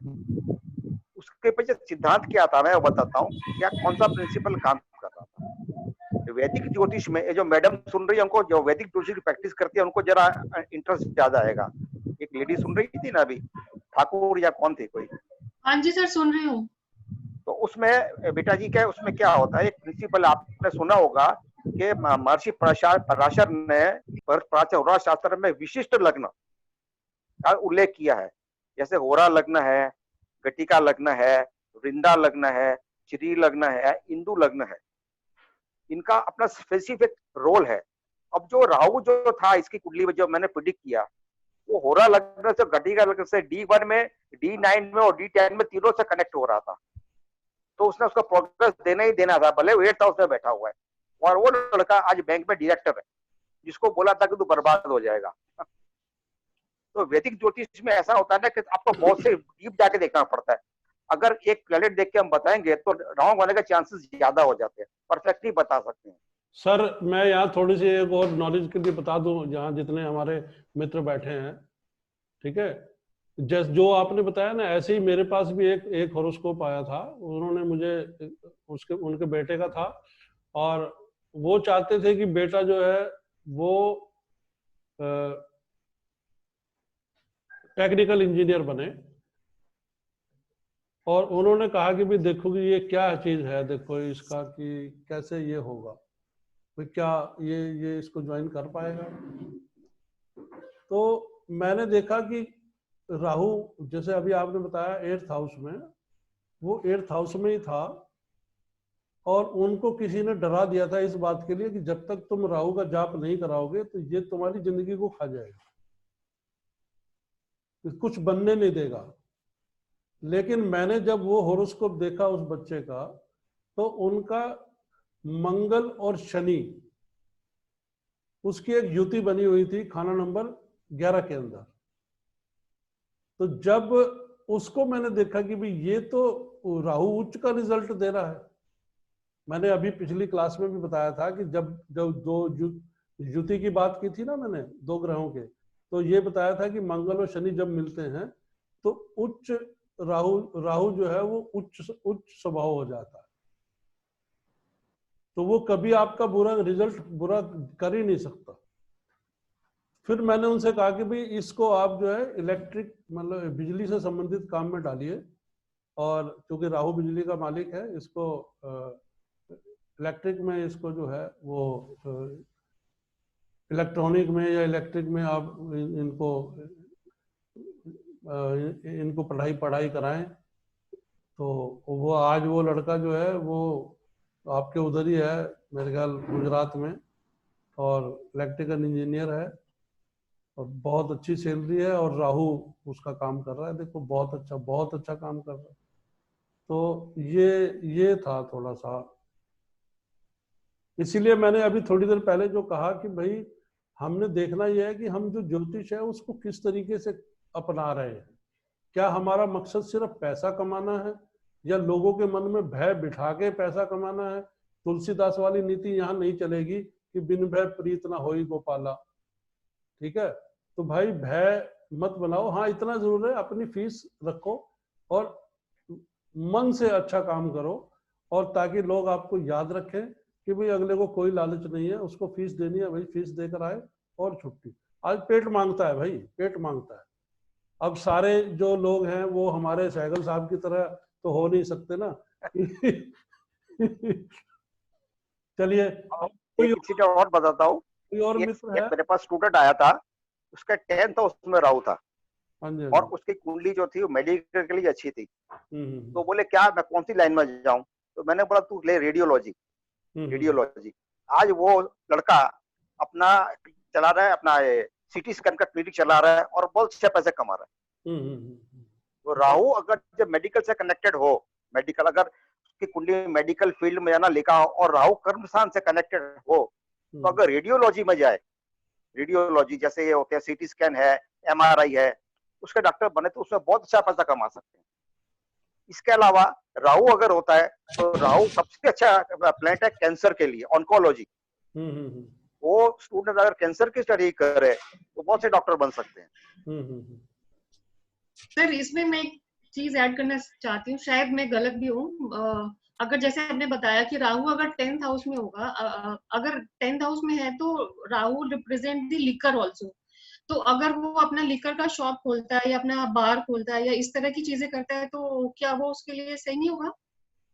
नहीं, मैंने क्या बताया कि उसका चार्ट में मेडिकल के लिए वो चार्ट फिट था, ये उसका चार्ट बता रहा था कि उसके लिए मेडिकल फिट है। उसके बाद में देखा राहु 10th हाउस में बैठा हुआ है, तो इसके लिए मैंने मेडिकल में राहु के रिलेटेड लाइन उसको सजेस्ट किया कि राहु के रिलेटेड लाइन में तू स्टडी कर। वैसे लिकर के लिए मैं आपको बता दूं मैडम, उसके लिए मून चंद्र को सॉरी आपकी आवाज क्लियर नहीं आ रही, थोड़ा दोबारा बताएंगे प्लीज? वो चंद्र और केतु का योग होना जरूरी है। हाँ, कसूर जी ने ठीक बताया, बिल्कुल अगर वो ड्रग्स से रिलेटेड काम, ड्रग्स का वो अलग हो गया फैन, लेकिन वो क्या आता है उसकी कुंडली में मेडिकल योग के लिए कुंडली फिट थी और 10th हाउस में राहु बैठा था, यानी कि मेडिकल और प्रोफेशन रिलेटेड टू राहु। तो राहु के लिए जो प्रोफेशन अच्छे होते हैं मेडिकल में, या होती ऑन्कोलॉजी या रेडियोलॉजी, तो दोनों फील्ड उसके लिए बढ़िया है।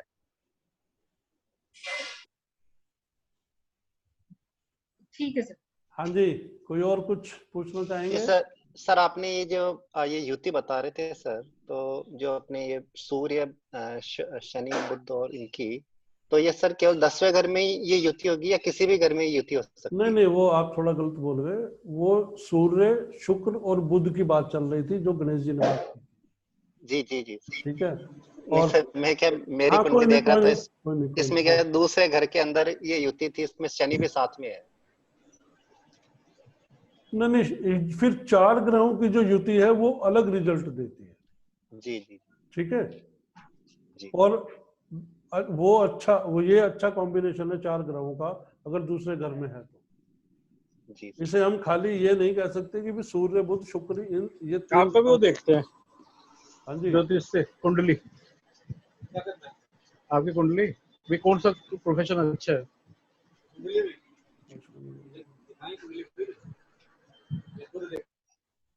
तो ये थोड़ा सा अलग है। ठीक है जी सर। आपका जो कॉम्बिनेशन है वो 4 ग्रहों का है। ठीक है। जी। हाँ, कोई दिक्कत नहीं। तो बल्कि मैं तो कहता हूँ कि जो हमारा ग्रुप है, अगर हम उसको थोड़ा सा इस तरीके से भी ले लें कि अगर मतलब कोई हॉरोस्कोप आता है और उस पर हमने कुछ डिस्कस करनी है या कोई मेन सवाल है, तो अगर कोई ऐसा क्वेश्चन है तो हम उस पर डिस्कस कर सकते हैं और सभी लोग अपनी अपनी उसमें जो है अपनी राय दे सकते हैं। तो मैं चाहूँगा कि जिन का नाम अभी हमारे इसमें जो मेरा अपना जो omjyotish.in वाला जो व्हाट्सएप का ग्रुप है, अगर उसमें नहीं है तो मुझे आप बताएं, मैं उसमें जोड़ लेता हूँ और फिर हॉरोस्कोप पर डिस्कस किया करेंगे। अच्छी बात है, उससे नॉलेज ही बढ़ेगी। ठीक है जी। गुरु जी प्रणाम, मेरा एक क्वेश्चन था आपसे। हाँ जी, बताइए दीपक जी। गुरु जी, ये सूर्य और बुध का जो कॉम्बिनेशन होता है, ये 9th हाउस में क्या इफेक्ट करता है? देखिए, ऐसा है, सूर्य और बुध का आप सिर्फ 9th हाउस का पूछ रहे हैं। मैं कहता हूँ पूरी कुंडली में जहां भी ये योग होता है, कुंडली बहुत पॉजिटिव रिजल्ट देती है। बस ये ध्यान रखिएगा। जिसे हम अपने ज्योतिष में जैसे हम कहते हैं ना कि लाल किताब के हिसाब से कि मंगल बद, ऐसे जातक का मंगल बद हो ही नहीं सकता। ठीक है। और दूसरी बात, प्राचीन ज्योतिष में भी इसको बहुत अच्छा योग माना गया है, बुधादित्य योग है ये। और लाल किताब भी बहुत ही अच्छा योग मानती है उस जातक के लिए जिसकी कुंडली में ये दोनों ग्रह एक साथ बैठे हुए, किसी भी घर में बैठे हो, बहुत अच्छा परिणाम देते हैं, बहुत अच्छा परिणाम देते हैं। जी गुरु जी। हाँ। एक और ये पूछना था कि शनि 10वें घर में कैसे रहता है किसी जातक के लिए? देखो जी, लाल किताब तो लिखती है, वैसे तो वो उसका पक्का घर है जी, शनि का पक्का घर है और वहां पर वो अच्छे परिणाम देते हैं शनि, इसमें कोई दो राय नहीं है। आप व्यक्ति को एजुकेटेड बनाएंगे, सब कुछ करेंगे, लेकिन मेरे अनुभव में जो आया है, व्यक्ति एजुकेटेड हो जाता है, बहुत अच्छे तरीके से काम भी करता है, बहुत प्रभावशाली व्यक्ति होता है समाज के अंदर, लेकिन इसमें ना थोड़ा सा एक कमी होती है। लाल किताब लिखती है ऐसे जातक को कोरा कागज। जी। कोरा कागज मीन्स मतलब उस पर कोई भी व्यक्ति कुछ भी लिख सकता है, कुछ भी लिख सकता है। आपने कुछ, अगर उसने किसी एक समस्या के लिए 4 लोगों से राय ली है तो वो चारों के चारों इम्प्लीमेंट कर देगा। अच्छा। हाँ जी, यानी इतना कोरा कागज होता है वो। जी जी। तो मेरी तो ऐसे जातक को ये सलाह होती है कि भाई आप अपनी बुद्धि का भी इस्तेमाल करो। खाली ये नहीं कि भाई किसी ने कुछ कह दिया तो आप उसको आप ऐसे एज इट इज जो है उस काम को करने लग गए। ठीक है जी। और इत्तेफाक से मैं आपको बता दूं कि महात्मा बुद्ध के साथ ऐसी ही घटना घटित हुई। कैसे हुई? यही घटना कि महात्मा बुद्ध को जब वैराग्य उत्पन्न हुआ और वो घर छोड़कर चले गए तो वहां पर जितने भी उनको जो भी ऐसा व्यक्ति मिला कि जिसे दुनिया पूजती थी या जिनको गुरु समान मानती थी, उनसे उन्होंने दीक्षा भी ली और सारी बातें की और उनसे पूछा कि भाई मुझे परमात्मा से कैसे मिलन होगा, या मैं भाई इन सारे कष्टों से लोगों को कैसे दूर कर सकता हूँ, कैसे मैं समाज की भलाई के काम कर सकता हूँ। तो जिस भी साधक ने या जिस भी गुरु ने उनको जो जो विधियां बताई, जो जो तरीके बताए, उन्होंने वो सारे किए। किसी ने कहा कि पेड़ पर उल्टे लटक जाओ तो उल्टे लटक कर तपस्या की, किसी ने कहा कुएं के अंदर लटक जाओ, कुएं के अंदर लटक कर तपस्या की, किसी ने कहा एक पैर पर खड़े होकर तपस्या करो तो एक पैर पर, किसी ने कहा कि हिमालय पर चले जाकर वहां से कुछ सामान लेकर आओ, अब आपको सिद्धि प्राप्त होगी। तो ये सारा कुछ करने के बाद जब वो थक हार कर बैठ गए, उसके बाद उनके जो है ज्ञान चक्षु खुले और उनको पता लगा बोधि वृक्ष के नीचे उनकी जो है वो जागृति हुई, जिसने उनको जो है दुनिया का सबसे श्रेष्ठ व्यक्ति बनाकर रख दिया। तो मैं यही कहना चाहता हूँ, सूर्य जब कोई भी अगर हो, जैसे आपके किसी जानने वाला का भी हो सकता है, किसी और का भी हो सकता है, तो शनि 10 वाला जो जातक है वो अपनी बुद्धि का इस्तेमाल जरूर करे, किसी और के कहने पर सारी कुछ ना करता चला जाए। एक और लाल किताब जो रेमेडी लिखती है जी, शनि खाना नंबर 10 वाले को कभी भी अपने नाम से मकान नहीं बनाना चाहिए। जमीन ले सकता है वो एक अलग बात है, मकान नहीं बनाना चाहिए। और कम से कम 60 की एज तक, मतलब 60-62 की उम्र के बाद मकान बनाए तो उसके परिणाम बहुत अच्छे होते हैं। उससे पहले तो हालात ये कर देता है कि आपने इधर मकान बनाया और एंट्री की और उधर वो आपकी कमाई धमाई का जितना रास्ता है वो सारा बंद कर देता है। ठीक है दीपक जी? जी जी जी, ठीक है जी गुरु जी। तो सर और मुझे बताइए। कुछ पूछना है। हाँ जी बताइए। सर कुंडली में चंद्र शनि योग जो है वो कैसा होता है और वो क्या जीवन पर प्रभाव डालता है? देखिए जी, प्राचीन ज्योतिष में तो इसको विष योग माना है इन्होंने। क्योंकि चंद्रमा तो जल है, एक तरीके से जल है, दूध है, और शनि को जो है सांप के रूप में माना या उसके पॉइजन के रूप में माना। लेकिन ये है जी कि हर जगह ये योग काम नहीं करता। ठीक है, हर घर में इनकी अपनी अलग अलग व्याख्या है और उसके परिणाम उस जातक के जीवन में आते ही आते हैं जिस घर में वो बैठा होता है। और वैसे भी अगर हम लाल किताब के हिसाब से देखें तो शनि अगर धन का मालिक है तो उसका रक्षक जो है वो शनि है। अगर ये दोनों साथ बैठे हैं तो इसका मतलब धन तो है ही है, धन का रक्षक भी साथ ही बैठा होगा। वो आपके धन को जो है यूं ही व्यय नहीं होने देगा, यूं ही खर्च नहीं होने देगा, उसको संभाल कर रखेगा और उस पर किसी की बुरी दृष्टि पड़ेगी तो उससे भी वो बचाएगा। ये है सुमिता जी, इसका जो योग है ये है। सर मुझे एक और भी बात पूछनी है। हाँ बताइए। कि कुंडली में कोई भी भाव अपना रिजल्ट कब देता है? कोई भी भाव? हाँ मतलब कोई भी, जैसे मैंने अक्सर सुना है कि कहते हैं कि जब भी इस खाने का मतलब इस खाना नंबर का मतलब कोई भी भाव अपना रिजल्ट जीवन में कब किस वक्त देता है? हाँ, अभी सीमा दशा ठाकुर में। और सिम्मी ठाकुर जी ने भी यही सवाल किया था, आपने शायद उसको ढंग से सुना नहीं, अच्छे तरीके से आप समझ लीजिए। किसी भी जातक की कुंडली में कोई भी भाव तब अच्छा रिजल्ट देता है या तब अच्छे रिजल्ट को माना जाता है, अच्छा या बुरा, सॉरी, ये दोनों डिपेंड करता है उसमें ग्रह कौन सा बैठा हुआ है। जी। ठीक है, वो तब होता है जैसे अभी से एग्जांपल के लिए समझिए आप कि आप नौकरी के लिए कहीं कोशिश कर रहे हैं तो आपका 10वां घर जाग जाएगा। जिस भाव की बात कर रहे हैं उस घर की बात कर रहे हैं ना आप। हाँ जी, हाँ जी। शादी के लिए अगर बात आती है, मतलब सगाई वगैरह हो जाती है, तो समझ लो शुक्र जाग गया, यानी खाना नंबर 7 जो है वो जाग गया। आप मंदिर जाते हैं, पूजा पाठ करते हैं, तो खाना नंबर 2 जाग जाता है। ठीक है, बड़ा अच्छा सवाल है, बड़ी बड़ी मतलब गहरी जो है सोच वाले लोगों का ये सवाल है। तो उसके लिए और कुछ अगर आप इसमें ना समझ आओ तो और मैं डिटेल में बता सकता हूँ, बताइए। सर ये वीक शोक के बारे में मैं बताता हूँ, ये शनि चंद्र का इन्होंने कहा था। हाँ जी, हाँ जी। सैटर्न और मून का। हाँ जी, हाँ जी।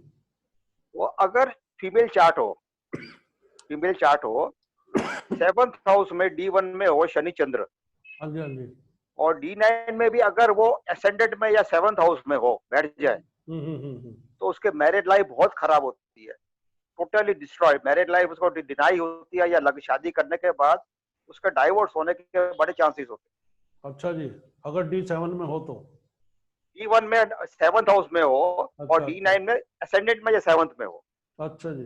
अच्छा, ठीक है सर, ये मैंने कई कुंडलियों में देखा है, मैरिड लाइफ बहुत सुन डिस्टर्ब लिया होती है। सुमिता जी? हेलो, हाँ जी सर। सुन लिया ना? हाँ जी सर। उपेंद्र जी की भी कैलकुलेशन बहुत अच्छी है। जी जी। मैं तो आपको बता रहा हूँ, वैदिक ज्योतिष का बता रहा हूँ, लाल किताब का मुझे नॉलेज बहुत कम है, तो सीख रहा हूँ आपसे मैं लाल किताब। जी नहीं सर, हम आपसे सीख रहे हैं अभी तो। और हाँ जी, और कोई कुछ? हाँ जी सिमी जी बोलो। सॉरी, एक और। हाँ बोलो। अच्छा, जैसे हम लोग वैदिक एस्ट्रोलॉजी के अंदर डिग्रीज देखते हैं, किसी भी प्लैनेट का डिग्री कितनी डिग्री पे है, तो उसके अकॉर्डिंगली हम देखते हैं कि वो एक्टिव होगा, एक्टिवेट है या नहीं है। तो लाल किताब में भी क्या हम इसी तरीके से डिग्रीज देखते हैं? नहीं, डिग्री विग्री नहीं देखते, हम तो कुछ नहीं देखते जी, हम तो मोटा सा गणित रखते हैं, मोटा सा गणित है हमारा तो। लाल किताब तो कहती है मैं तो कोई नक्षत्र नहीं मानती, कोई कुछ नहीं मानती, ना मैं कोई पतरा देखती हूँ, ना मैं डिग्री देखती हूँ, तो मोटा सा हिसाब है लाल किताब। तो लाल किताब का बेस क्या है?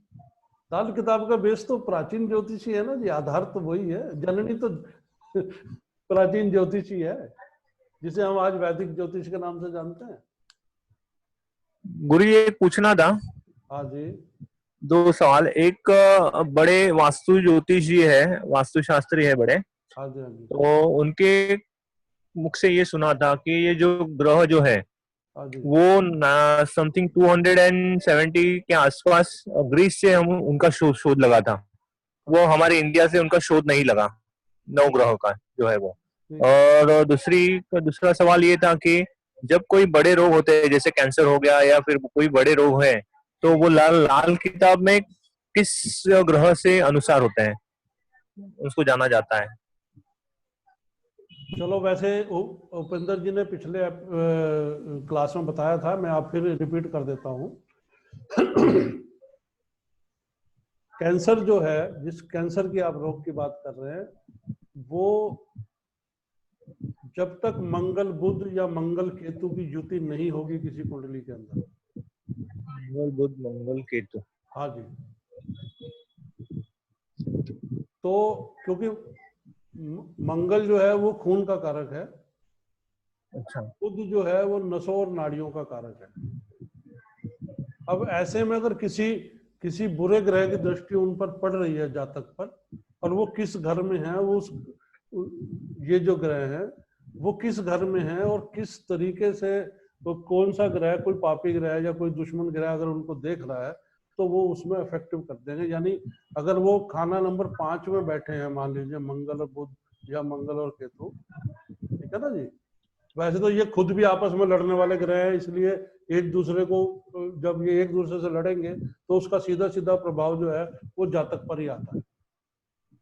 अच्छा, ठीक है, तो उसके लिए थोड़ा उपाय बता दो ना, क्या करेंगे? क्योंकि बहुत सारे मेरे मतलब आजू बाजू में यहाँ वहाँ देखता हूँ ना, बहुत सारे लोग कैंसर से है, कोई अभी तो चले भी गए। मित्र ऐसा है, सुन लीजिए, आपसे मैंने अभी कहा है कि जब तक हॉरोस्कोप सामने नहीं अच्छा। होगा किसी का, ठीक है, तब तक हम केवल एक या दो ग्रह से पूरे अच्छे तरीके से प्रेडिक्शन नहीं दे पाएंगे। अच्छा, एक और दो इन ग्रहों की क्या स्थिति है कुंडली के अंदर, कौन सा ग्रह वो शत्रु है, कौन सा किसी दुश्मन के घर में बैठा है या अपने मित्र के घर में बैठा है, कि वो अपने घर में बैठा है, कि उच्च का है कि नीच का है, इन सब पर निर्भर करता है कि हम तब उसको रेमेडी बताते हैं। अच्छा, आप समझ गए? तो मैंने इसीलिए कहा है कि अगर किसी भी कुंडली पर कोई भी डिस्कशन करनी है, आप वो जो जिस ग्रुप में आप जुड़े हैं मेरे साथ, homeopathy.in में, आप उसमें डालिए ना, मिलकर बहस, जरूर जरूर, ठीक है, और मिलकर रेमेडी बताएंगे, ऐसी कोई दिक्कत नहीं है। जरूर जरूर। और बताइए, वैसे तो समय हो चुका है। और दूसरा सवाल सर, भैया जी, आप शॉर्ट बताऊंगा एक कैंसर के ऊपर। हाँ जी, कैंसर के ऊपर अभी एक रिसर्च पेपर आया था, हाँ जी, एक साउथ का डॉक्टर है, उन्होंने कैंसर हॉस्पिटल में जाके कम से कम 100 पेशेंट की कुंडली बनाई जो कैंसर की ट्रीटमेंट ले रहे थे ऑलरेडी। 100 पेशेंट की कुंडली बना के देखा कि कैंसर होने का रीजन क्या है। उन्होंने देखा 95% केस के अंदर राहु केतु इन्वॉल्व थे। या एक और इम्पोर्टेंट पॉइंट बताता हूँ, थोड़ा मुश्किल है। कुंडली में सर्टेन पॉइंट्स होते हैं जिसको मृत्यु भागा कहते हैं। हाँ, मृत्यु भागा, मृत्यु भागा एक सेंसिटिव पॉइंट होते हैं। सर्टेन हर एक राशि में अमुक उसका चार्ट फिक्स मिलता है, अगर किसी को जोड़ दोगे तो मेरे पास है, मैं दे दूंगा। जब एसेंडेंट लॉर्ड लग्नेश वहां और दूसरे ग्रह मृत्यु भागा में होते हैं, तब उसको कैंसर होने के चांसेस बढ़ जाते हैं।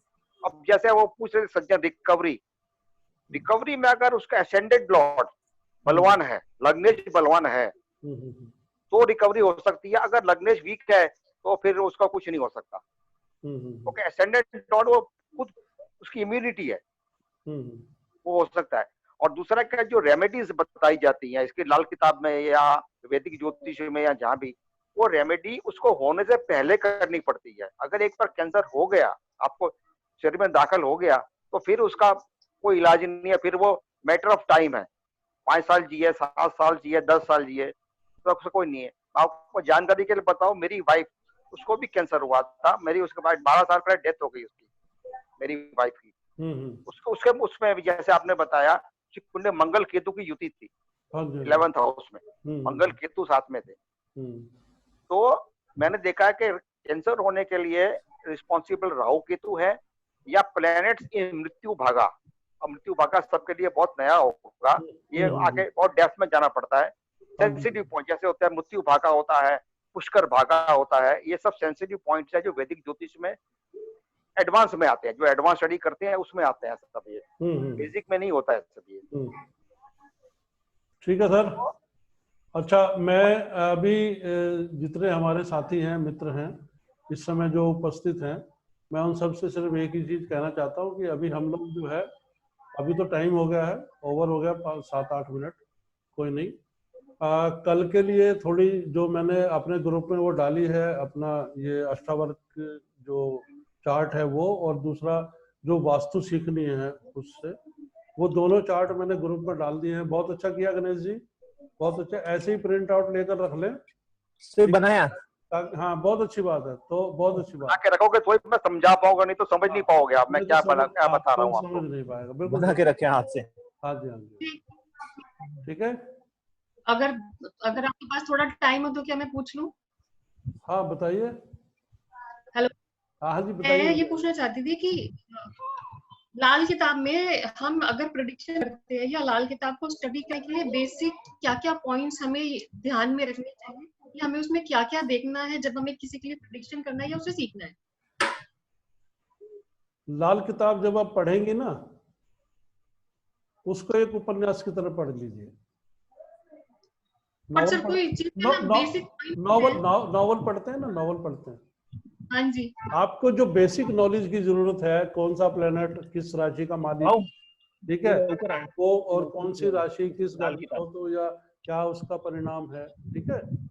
हाँ सिमी जी, हाँ जी, हाँ जी सर। ये सब नॉलेज तो आपको है। आप ना लाल किताब को उपन्यास की तरह पढ़ लीजिए और 2-3-4 बार पढ़ना पड़ेगा उसको आपको, बस अपने आप फिर आपका सॉरी हाँ फिर वो बस अपने आप आपको समझ आ जाएगा क्या चीज है। बाकी अगर तो उसके मुझे लगता विषय है में आपको कुछ और क्लासेस करनी पड़ेंगी ताकि हम थोड़ा और सीख पाए। हाँ जी बिल्कुल, इसमें कोई दो राय नहीं है। आप थोड़ी और क्लासेस कीजिएगा प्लीज। कोई नहीं कोई नहीं कोई नहीं कोई नहीं।